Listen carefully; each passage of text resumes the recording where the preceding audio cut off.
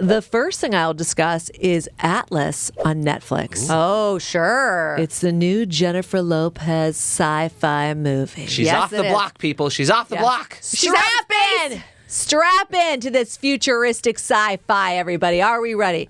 It's been pretty much universally panned, but got huge numbers on Netflix. Okay. I thought it was pretty good. My expectations were at a level that it met. So everybody needs to calm down, okay?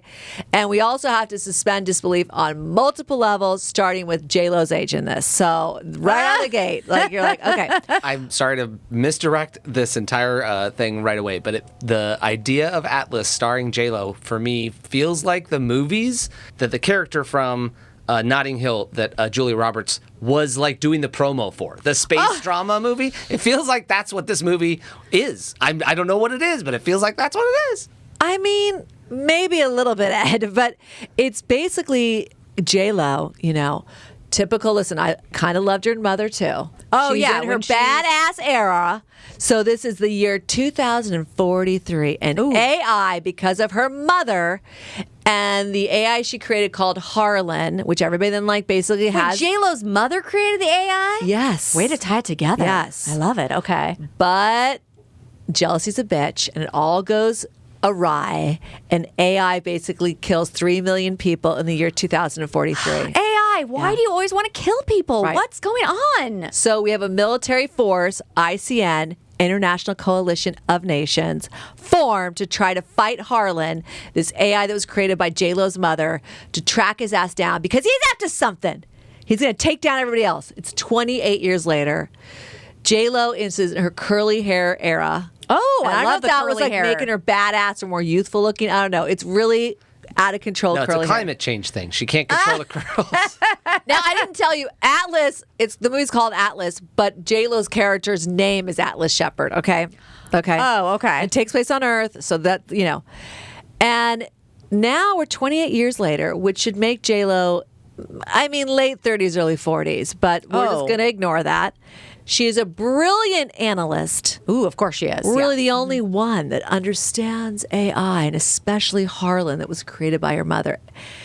And there's obviously a reason and a backstory. But we basically start with her begrudgingly waking up with her curly hair to a mid-chess game with some AI, and she can't get her cup of coffee to work because technology in 2071 is such a bitch to get a double or triple macchiato Americano as her coffee. That's going to be a running gag. This bitch can't get her coffee. So it's like, oh my God, she wakes up and makes her chess move and beats the AI for the 700th time. You're like, good job. Like I said, we're suspending disbelief on a lot of levels right out of the gate. Now, one of Harlan, the AI's potential soldiers, has been spotted back on Earth. What does that mean? Now they've caught him. The special forces at ICN have caught him, and they brought him in for questioning. And the only person, minus her coffee, that can question him is Atlas. So she gets in and she's super badass and questions just the head. So Just the head? What? I forgot why it ends up being Tell just me what's going on. You tell me what's happening. No, she has no. This is even the throwback to she has an old school metal chess piece, okay, that she carries around with her. So she basically electric shocks the head of this AI. And he thinks he can hide from her because he knows where Harlan, this terrorist AI, is hiding in the universe, right? Oh, like the hub of whatever it Yes. is? Okay.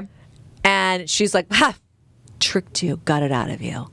And he then spits a freaking razor out of an electric razor. Spiraling a little at her, but then a mesh technology, she was actually had protection up and it stops. She's that badass. She knew, she's a chess player. She knew it was coming. Oh my God. So now she's got to come in, you guys, what are we going to do? How are we going to take down Harlan? And into this group of, very militaristic ICN led by the gorgeous Sterling K. Brown.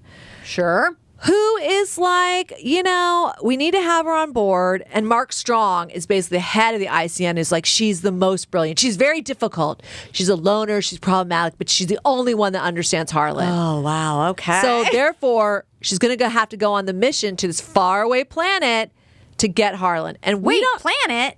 Yeah, no, it's off Earth. It's like another universe Harlan's been hiding in. He's AI. He doesn't need oxygen, Catherine. Oh, wow. Okay. So, all right. And, we formed this military force to like take down what we feel is going to be the threat that's going to come back and annihilate us.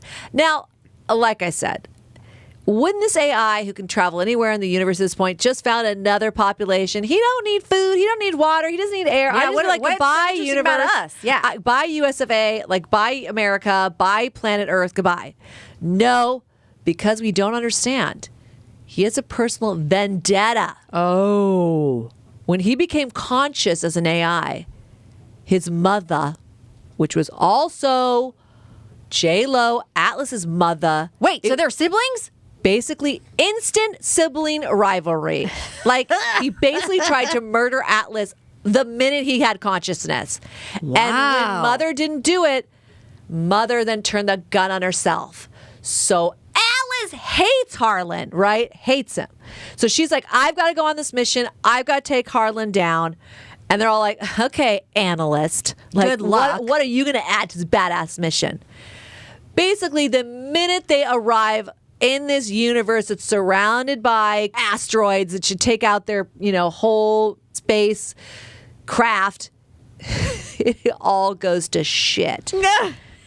So you have to basically get in, and I've seen a bunch of these in like Halo and in Fallout and even in Dune, where it's almost like you're in a G.I. Joe, too, yeah, you're right? like a superhuman. Like you've got to integrate into this like machine a mech now. suit, right? Isn't that like a Right. mechanized? Oh, it's called mech. It's called mech. There you go. Now you have to understand, Atlas does not trust AI. So she doesn't want to put the little earpiece in. She doesn't want to get in the mech. But the entire spacecraft is getting blown to pieces. So her only choice is to jump in a mech, not strap in, and fall to this planet. And the whole time the mech is like, sync with me. And she's like, no, I don't want to. Like, it's crazy. Fast forward, she has to sync with this thing. But she holds something back. Oh. So she doesn't 100% sync with him until a certain point. It is so berserk, this film. She basically ends up being alone now with her mech that she calls Smith, because you could pick a dialect, you could pick an accent, you could make it very personal to you. She's like, factory settings. She's so against it. And she will not let mech into certain corners of her heart and mind. And basically, bitch, you're going to die if you don't. So that's the journey. And of course, oxygen's running low. They're after her. It's very suspenseful. They're all AI, so they don't need any of that. And they're all about to go back, steal part of the aircraft they came in. That will get them transported, because the codes will get them transported back to Earth. And they're going to take down Earth. Ooh, Because okay. Harlan is still pissed at his mother. So it is well worth watching for just J-Lo's commitment to the character and her complete badassness. We watch as a family. No one fell asleep. That's a benchmark. J-Lo eventually does fully merge, sync with mech, and then they are unstoppable. And there's a little bit of like Alien in it, and think about when she gets in there and takes over the machine in their sync. So there are homages to other. It was directed by Brad Penton. I think he did a good job. I thought special effects were fun. J-Lo produced on it with her producing partner, Elaine Goldsmith-Thomas, who also did like Hustlers. So, she's doing it. And like I said, reviews be damned. Netflix, it was like #1 in 71 countries. So wow. Killed it.